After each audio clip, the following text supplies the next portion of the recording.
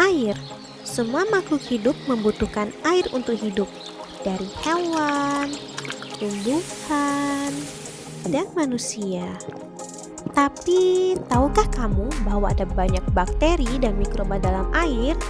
Contohnya di air yang kita minum. Kamu memiliki sistem imun yang dapat melawan mikroba tersebut. Tapi seringkali sistem imun tidak cukup untuk melawan semua mikroorganisme. Mikroba inilah yang dapat membuatmu demam, sakit perut, bahkan sampai penyakit yang menyebabkan risiko tinggi. Jadi, bagaimana cara kita melawan krisis kebersihan pada air ini? Tenang, kita memiliki cara mengatasinya. Pertama, kamu harus periksa kebersihan penampungan air yang kamu punya, seperti tangki air di tempat tinggalmu. Juga harus perhatian lebih kepada bak mandi atau bathtub, karena penampungannya yang terbuka membuat mikroba cepat berkembang biak. Sementara tangki air yang penampungan airnya yang tertutup membuat mikroba lebih lama untuk berkembang biak. Bahkan pada air minum kita juga berpotensi memiliki mikroba karena terbuka di udara yang banyak mikrobanya. Ini juga berpengaruh pada air galon yang dibuka dan terekspos terhadap udara luar. Meskipun ditutup lagi, mikroba yang masuk menyebabkan air galon memiliki rasa yang berbeda jika ditinggalkan 1 bulan lebih karena adanya mikroba yang berkembang biak. Selain itu, yang jarang kita perhatikan adalah mikroba mengendap yang ada di pipa air kita. Nah, sekarang kita akan membahas cara membersihkan penampungan air kita dimulai dari tangki air.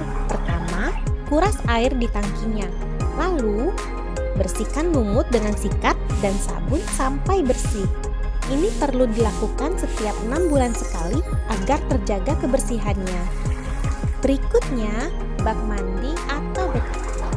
Sama seperti tangki air, dibersihkan dengan sikat dan sabun. Secara efektifnya dibersihkan setiap 2-3 minggu sekali agar menghindari mikroba dari udara luar yang masuk ke airnya untuk berkembang biak. Sekarang, bagaimana membersihkan pipa air yang tidak bisa kita capai dengan tangan? Pertama, kita memerlukan 1 ember air, asam sitrat, dan corong. Masukkan bubuk asam sitrat ke air sampai larut. Lalu, gunakan corong untuk memasukkan larutan air tersebut ke pipa sumber air. Larutan ini akan menghilangkan kotoran dan lumut di dalam pipa. Jangan lupa hidupkan keran air di mana airnya mengalir ya, supaya kotorannya dapat dikeluarkan. Lalu, untuk air minum yang terbuka dan galon yang sudah terbuka, akan lebih baik jika airnya dihabiskan sebelum mikroba dapat berkembang biak. 1 hari untuk gelas minum yang terbuka dan 2 minggu untuk air galon yang sudah terbuka. Sekarang ketentuan air bersih. Tahukah kamu, ketentuan air bersih itu adalah jernih, tidak berasa, tidak berbau, dan bebas dari parasit, bakteri, atau virus. Tapi bagaimana caranya kita mendeteksi semua ini agar tahu kalau air yang kita gunakan benar-benar bersih? Salah satu caranya adalah dengan alat pengukur kualitas air untuk hasil yang akurat. Tapi alat ini biasanya mahal dan tidak banyak orang yang punya. Jadi yang bisa kita lakukan adalah membandingkannya dengan air yang kita tahu itu bersih, contohnya air mineral. Lihat perbandingan warnanya, apakah lebih keruh dibandingkan air bersih? Jika tidak, bisa dibilang air itu tidak bersih. Lalu, bagaimana jika airnya sama-sama jernih?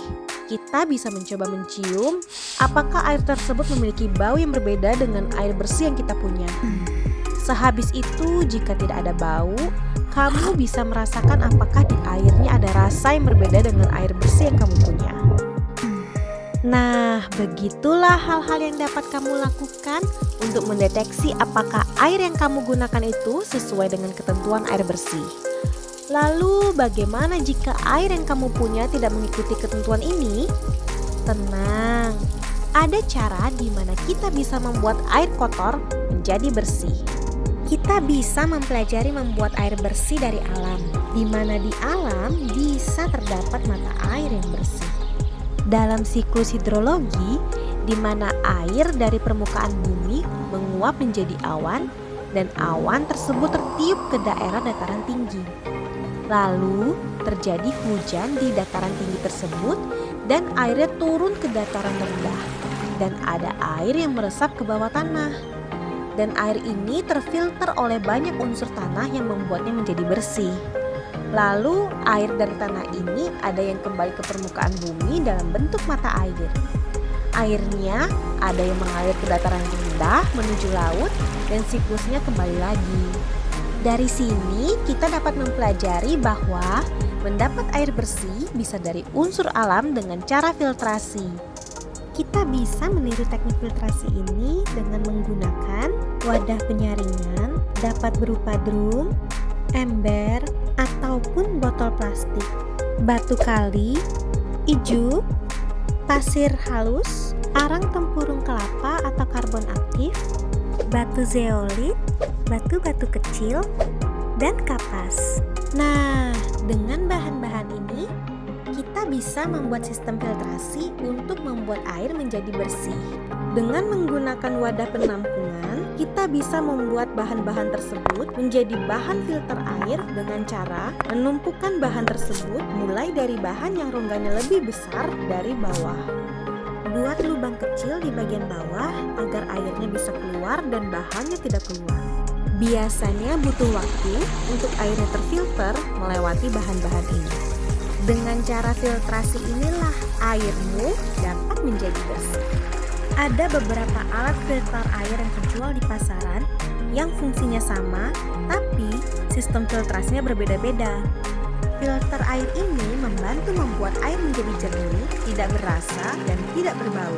Tapi biasanya masih ada kemungkinan air itu masih ada parasit, bakteri, atau virusnya meskipun difilter. Untuk membunuh mikroorganisme di air, kamu butuh memanaskan air hingga 105 derajat Celcius atau dipancarkan sinar UV. Biasanya kamu membutuhkan ini jika ingin membuat airnya menjadi layak minum. Sekarang kamu sudah tahu tentang pentingnya air bersih dan bagaimana cara mendapatkannya. Mulailah terapkan ini dalam kehidupan keseharianmu. Sampai jumpa.